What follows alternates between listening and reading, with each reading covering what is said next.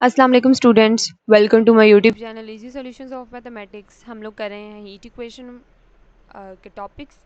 One dimension heat equation, उसके अंदर मैंने आपको सबसे पहले हीट इक्वेशन की डेरिवेशन करवाई, उसके बाद उसकी यूनिकनेस करवाई और उसके बाद मैं आपको उसकी एग्जांपल्स करवा रही हूँ। और जिस बुक को मैं फॉलो कर रही हूँ वो है mathematical methods of mathematical physics bye KL. Mir. Orange book है, लेकिन उसके अलावा आपको कहीं पे भी ये प्रॉब्लम्स नज़र आएंगी तो सोल्यूशन तो हर एक टॉपिक का सेम ही होता है। तो एग्जाम्पल नंबर 3 कुछ इस तरह से लिखी हुई है हमारे सामने, उसको हम स्टार्ट करते हैं। Find the temperature distribution in a bar of length A when the boundary conditions and the initial conditions are. अच्छा, तो इसके अंदर इनिशियल और बाउंड्री कंडीशंस दे दी गई हैं हमें, और उन्होंने आपको नहीं वो जो इक्वेशन है वो नहीं बताई। उसके बाद उन्होंने कहा फाइंड द टेम्परेचर। टेम्परेचर का मतलब है, टेम्परेचर फाइंड करना है, इसका मतलब है हमने यू फाइंड करना है। तो हमें पता है कि हमने इसको किस तरह से सॉल्व करना है। अच्छा जी, अब हीट ट्रांसफ़र इक्वेशन क्या है, हमारी जो हीट इक्वेशन की जनरल इक्वेशन है हम उसी को इसमें यूज़ करेंगे और वो हमने लिख लिया। उसके साथ हम लोगों ने साथ पे बता दिया कि जो x है वो उसकी रेंज कहाँ है, 0 से a। 0 से a क्यों है, क्योंकि जो कंडीशंस हमें दी गई हैं वो क्या है, 0 से a। अच्छा जी, अब इसके अंदर दो हमारे पास जो हैं वो बाउंड्री कंडीशंस है और एक इनिशियल कंडीशन है। तो इससे हमें एक बात तो पता चल गई ना कि ये हमारे पास हीट इक्वेशन है। और मतलब कुछ बच्चे हैं ना जो वेव में और हीट में कंफ्यूज कर जाते हैं, तो उसमें आप लोगों ने यही देखना होता है दो बाउंड्री कंडीशंस हो तो मतलब कि वेव इक्वेशन है, एक वो सॉरी दो इनिशियल कंडीशंस हो तो इसका मतलब है वेव इक्वेशन है, और एक इनिशियल कंडीशन और दो बाउंड्री कंडीशंस हो तो इसका मतलब है हीट इक्वेशन है। तो हीट ट्रांसफर इक्वेशन हम लोगों ने लिख दी। उसके साथ अब हम लोगों ने इसके अंदर इसके ऊपर ट्रांजिएंट सॉल्यूशन अप्लाई करना है। तो हीट इक्वेशन का introduction, homogeneous non homogeneous, transit कब करना है, स्टेडी स्टेट कब करना है, अगर आपको अभी तक नहीं पता तो आप इससे पहले वाली जो वीडियो मेरी है जिसके अंदर मैंने इंट्रोडक्शन दिया हुआ है, आप इंट्रो वाली वीडियो देख सकते हैं। वो लेक्चर नंबर 3 में आपको मिल जाएगी। उसके अंदर मैंने सारा तरीका बताया कि किस तरह से आपने जज करना है कि कौन सा सोल्यूशन है। अच्छा जी, यहाँ पे सोल्यूशन बाय पार्ट्स होगा, ट्रांजिट सोल्यूशन भी नहीं है, सोल्यूशन बाय पार्ट्स है ये। इसके अंदर यू ऑफ एक्स टी है और जिसको हम एफ एक्स ऑफ एक्स और टी ऑफ टी में करते हैं। उसके बाद हम लोग क्या करते हैं, जो गिवन इक्वेशन है जैसे ये है, इसको हम लोग ये U double derivative of x है तो इसका मतलब है partial you over partial x square. अब दो दफ़ा एक्स है यानी दो दफ़ा डेरिवेटिव है तो इसका मतलब है partial square u o divided by partial x square, यानी इसका ये मतलब है। तो इसके साथ यहाँ पे u आना था, इसी तरह से ये partial u over partial t था। तो हमने क्या किया, इनके यूज़ की जगह पे हमने उसको एक्स टी को पुट कर दिया, जिस तरह पिछले वीडियोस में मैंने आपको करवाया है। यहाँ पे भी एक्स टू यू की जगह पे, यहाँ पे भी एक्स टू यू की जगह पे कर दिया। अब इसका with respect to x derivative है तो इसका मतलब है टी जो है वो कांस्टेंट ट्रीट होगा, टी बाहर आ जाएगा, टी को हमने बाहर निकाल लिया। इसी तरह से इसका अब इसका derivative with respect to t था तो हमने टी अंदर रखा और एक्स को हमने क्या किया है, बाहर निकाल लिया है। अब हमने क्या करना है, एक्स वाली वैल्यूज़ को एक तरफ, अब ये क्या है, ग्रेटर एक्स है और उसका क्या है, डबल डेरिवेटिव, तो हम इसको एक्स डबल डैश लिख सकते हैं। अब हमने क्या किया कि इसका जो x है वो यहाँ पे मल्टीप्लाई हो रहा है, इधर आके डिवाइड हो जाएगा। इसी तरह इसका t यहाँ पे मल्टीप्लाई हो रहा है और इधर आके डिवाइड हो जाएगा। और ये क्या है, t का एक दफ़ा derivative with respect to t, यानी partial t over partial t over partial small t है तो हम इसको टी डैश लिख सकते हैं। दूसरा टी उठ के यहाँ नीचे आ गया, इसके 1/k साथ आ गया। इसको अब हमने कह देना है किसी भी माइनस लैम्डा स्क्वायर के इक्वल, जिस तरह से हम लोग बाय पार्ट्स करते हैं। जब भी कोई क्वेश्चन इस तरह से आता है जिसको इस तरीके से सॉल्व करते हैं हम हीट का, सेम शुरू वाले स्टेप्स तो यही होते हैं कि आपने उनको पहले ये ऐड करना है, यू की जगह पे सारी वैल्यूज पुट कर लेनी है, एक्स वाली अलग करनी है, टी वाली अलग करनी है और उसको किसी कांस्टेंट माइनस लैम्डा स्क्वायर के इक्वल करनी है। तकरीबन सारे क्वेश्चंस में माइनस लैम्डा स्क्वायर ही है जिसके इक्वल हमने किया। उसके बाद हम लोगों ने इसको पहले इसके इक्वल कर देना है, फिर इसको हमने इसको इक्वल कर देना है। सबसे पहले जब हमने इसको इसके इक्वल किया तो ये मैंने डायरेक्ट लिख दिया है। अब जी इसको पहले इसके इक्वल कर लिया तो इसको किस तरह से लिखेंगे, डबल डैश इधर जाके मल्टीप्लाई हो जाएगा माइनस लैम्डा स्क्वायर एक्स। उसके बाद इसको डबल डैश एक्स इधर माइनस का दूसरी तरफ आके प्लस का हो गया, lambda square x is equal to 0। उसके बाद क्या हम इसको इस तरह से लिख सकते हैं कि D square plus lambda square और बाहर एक्स को कॉमन ले लिया इक्वल टू 0, बिल्कुल लिख सकते हैं। उसके बाद हमने क्या किया, 0 को D square plus lambda square equal to 0 कर दिया। इसी तरह से हमने इसको भी सॉल्व करना है कि लेकिन इसके अंदर डबल डेरिवेटिव है तो हमने इसे डी स्क्वायर में कर दिया। इसके अंदर सिंगल डेरिवेटिव है तो इसको हम डी स्क्वायर नहीं करेंगे, इसका हम कोई और सोल्यूशन निकालेंगे। इसमें कांस्टेंट को उठा के हमने सिर्फ दूसरी तरफ लेके जाना है।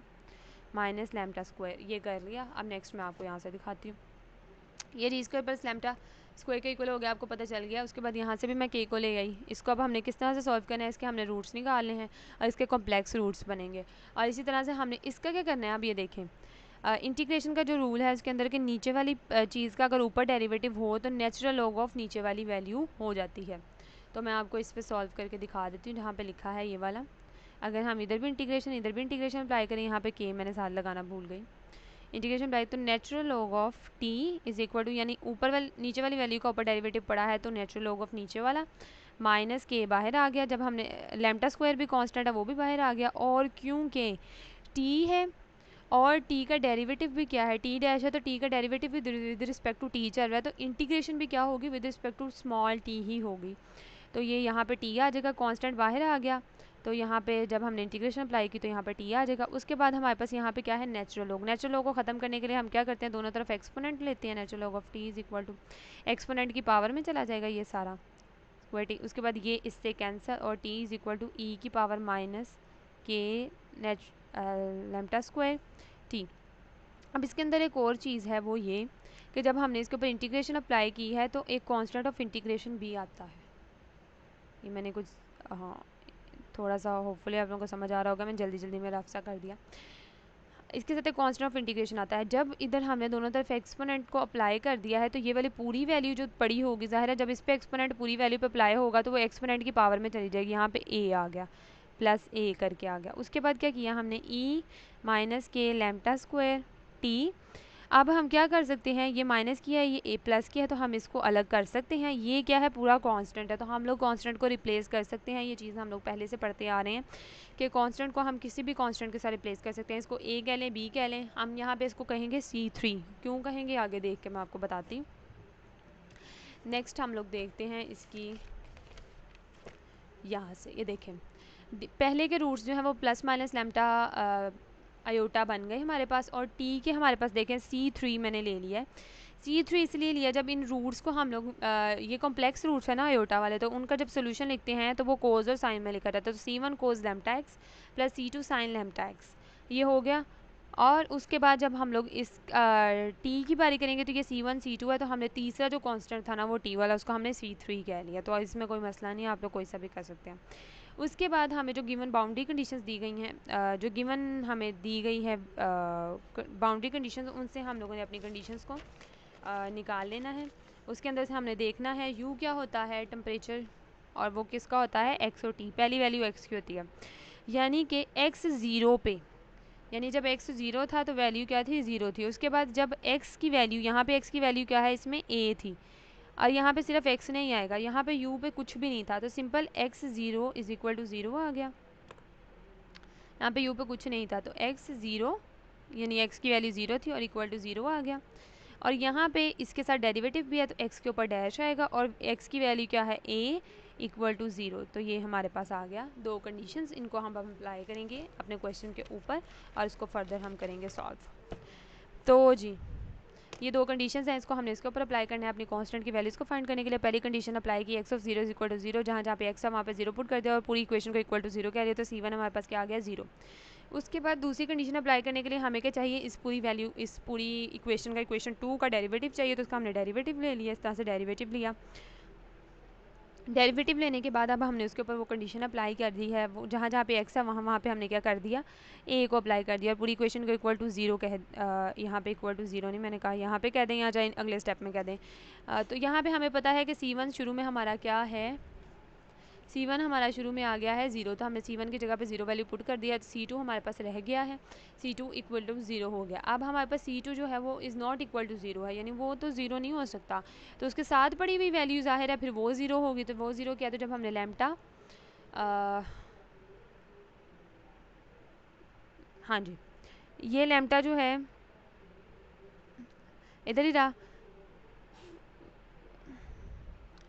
इधर से जो था लैम्डा वो दूसरी तरफ जाके 0 हो गया, तो ये कोज लैम्डा ए बच गया। उसमें से भी लैम्डा ए एंगल वाला इधर ही रह जाएगा, तो कोज दूसरी तरफ जाके कोज इनवर्स ऑफ 0 हो जाएगा। और कोज इनवर्स ऑफ 0 को हम जनरल फॉर्म में इस तरह से लिख सकते हैं कि 2n+1 इंटू π/2। ये जनरल फॉर्म्स हैं, ये आप लोगों ने पढ़ी होंगी, आप लोगों को आइडिया होगा किस तरह से इनको लिखते हैं। इसके अंदर हम वैल्यूज़ पुट कर जाते हैं। यहाँ पे n की जगह पे 0 वैल्यू पुट करेंगे जब हम, तो π/2 आ जाएगा। यानी कोस जो है वो कहाँ कहाँ 0 होता है, तो कोस π/2 पे 0 होता है। उसके बाद हम यहाँ पे 1 पुट करेंगे तो 3π/2 होगा, और 5π/2 7π, यानी π/2 की जितनी भी टर्म्स होती हैं उसमें कॉस 0 होता है। ये बात आपको पता है, तो इसे हमने जनरली इस तरह से लिख लिया। ए यहाँ पे मल्टीप्लाई हो रहा है, दूसरी तरफ जाकर डिवाइड हो गया, क्योंकि हमें लैम्डा की वैल्यू चाहिए, तो हमने लैम्डा की वैल्यू निकाल ली है। लैम्डा की वैल्यू हमने जनरल करके लिख दी n, क्योंकि वो आंसर सोल्यूशन में n आ रहा है। 2n + 1 π/2 इंटू ए, जो a है इधर आ गया, वो ये आ गया। उसके बाद हम लोगों ने क्या किया, जो हमारे पास सोल्यूशन है जनरल, जो इसकी आइगन वैल्यू जिस तरह से हम जो निकालते थे ना ऐसे इक्वेशंस में, ये आइगन वैल्यू है। तो उसके बाद आइगन वैल्यू और उसके बाद आइगन फंक्शन होता था एक। तो हमारे पास जो जनरल सोल्यूशन है, जब हमने उसमें C1 की जगह पे, ये है जनरल सोल्यूशन, C1 तो हमारा 0 आ गया, तो हमने 0 पुट कर दिया। अब जो C2 है, अब C2 की वैल्यू हम लोगों ने निकालने के लिए, C2 जो है वो 0 भी नहीं हो सकता, तो हमारे पास आइगन वैल्यू आई है। तो ये x हमारा क्या है, जनरल सोल्यूशन लिखा है। C1 को अगर हम 0 कर देंगे तो ये तो टर्म खत्म। तो उसके बाद C2 जिसको हमने Cn कर लेना है, और साइन ऑफ लैम्डा x आ गया। ये हमारे पास क्या आ गई, आइगन, ये आ गई हमारे पास वैल्यू, और लैम्डा के साथ लैम्डा n आएगा, तो ये आ गया। और उसके बाद लैम्डा की जो वैल्यू हम लोगों ने निकाली है, सिंपली वो साइन की जगह पर पुट कर दिए, तो ये हमारे पास क्या आ गया है, इसका फंक्शन वैल्यू। अब यहाँ पे हमारे पास इसकी भी t का भी सोल्यूशन आ गया। ये क्या है, t ऑफ t है, t ऑफ स्मॉल t है, जो हम लोग साथ लिखते नहीं हैं। अक्सर ही लिख लें तो कोई ज़्यादा बेहतर है, ना लिखें तब भी कोई फ़र्क नहीं पड़ता, इसलिए मैंने लिखा नहीं, मोस्टली नहीं लिखते, इग्नोर ही कर देते हैं इसको। तो t ऑफ स्मॉल t है, तो इसका मतलब है ग्रेटर t क्या है, स्मॉल t का फंक्शन है, तो इसकी वैल्यू आ गई हमारे पास। और ये क्या है, x ऑफ x की वैल्यू है। तो दोनों वैल्यूज़ हमारे पास निकल आई। अब जो हमारी इक्वेशन थी, जिसको हमने इक्वेशन नंबर 1 कहा था, और जिसे हमने u को लेट किया था, एंड पे हम लोग क्या करते हैं, इसकी वैल्यू भी निकाल लेते हैं, इसकी वैल्यू भी निकाल लेते हैं, और दोनों को इसकी जगह पर पुट कर देते हैं। तो हमने क्या करना है, पुट इन 1 x, और x t ऑफ t को हमने 1 में कर दिया पुट। तो अब हमने कर दिया ये पुट इन 1। अब ये x की वैल्यू आ गई है, हमारे पास t की वैल्यू आ गई है।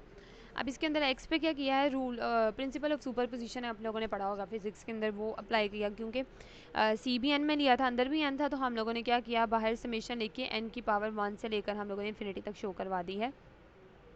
और ये आप लोग जानते हैं इस चीज़ को। अच्छा जी, अब यहाँ पे दो कॉन्स्टेंट हो गए हैं, Cn n1 is equal to infinity, Cn हो गया और C3 हो गया। उसके बाद आगे वाली जो सारी वैल्यू है वो वैसे ही आएगी। अब आप लोगों को पता है कि पहले भी मैंने बताया कि हम लोग कांस्टेंट को अपनी मर्ज़ी से कोई सा भी रिप्लेस कर सकते हैं।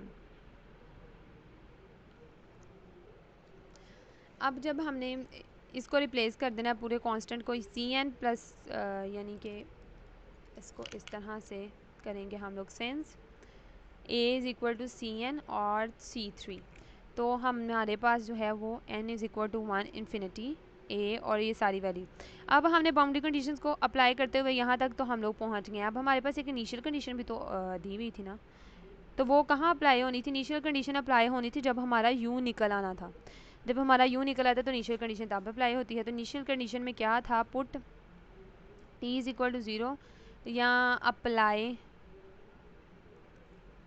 इनिशियल कंडीशन, पूरा लिख लें आप लोग, चाहे मैंने इतना लिखा है सिर्फ। इसमें क्या है, u small u of x, और t की जगह पे 0 आ गया, और हमारी जो इनिशियल कंडीशन, और पहले हम लोग कर देते हैं इन्फिनिटी, जहाँ जहाँ पे अब हमारे पास t है उसको हम लोगों ने 0 कर देना है। a साइन, ये तो 2n + 1 डिवाइडेड बाई 2a है, पाई एक्स, और यहाँ पे जब हमने t को 0 कर दिया है तो एक्सपोनेंट की पावर 0 क्या होती है, एक्सपोनेंट की पावर 0 इज इक्वल टू 1 होती है। तो ये तो ख़त्म हो गया हमारे पास, सिंस भी साथ लगा दिया मैंने।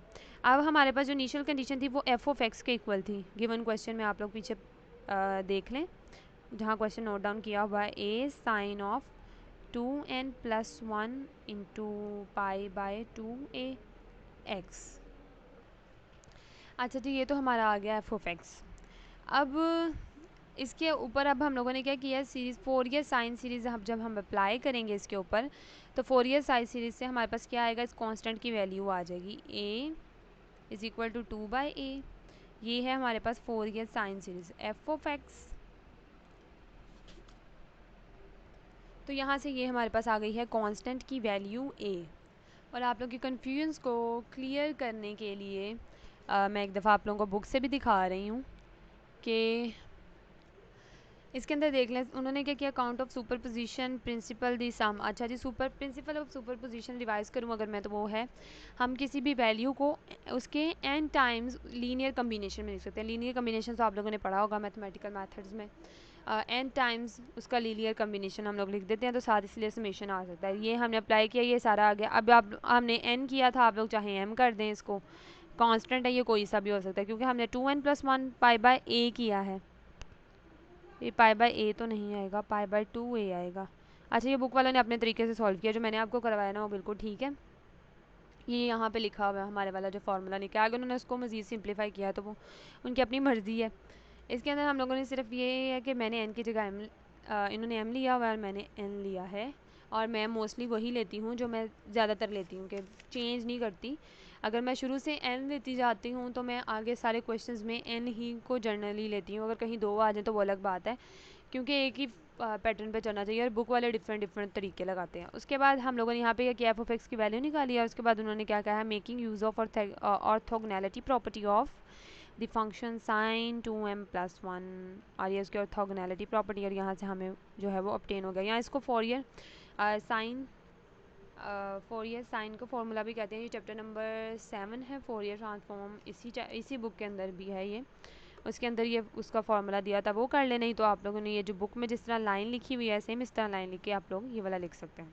तो होपफुली आप लोगों को ये एग्जाम्पल की कम्प्लीटली अंडरस्टैंडिंग हो गई होगी। इससे आगे फर्दर एग्जाम्पल नंबर 4, 5 और जितनी भी आगे चैप्टर्स की इन होमोजीनियस की, नॉन होमोजीनियस की जितनी भी इंपॉर्टेंट एग्जाम्पल्स हैं, सारी मैं आपको अगली वीडियोस में करवाऊंगी। अगर आपने अभी तक मेरा चैनल सब्सक्राइब नहीं किया तो प्लीज़ मेरे चैनल को सब्सक्राइब करें, मेरी वीडियो को लाइक करें, और अपने फ्रेंड्स के साथ ज़्यादा से ज़्यादा मेरी वीडियोज़ को शेयर करें। Thank you so much.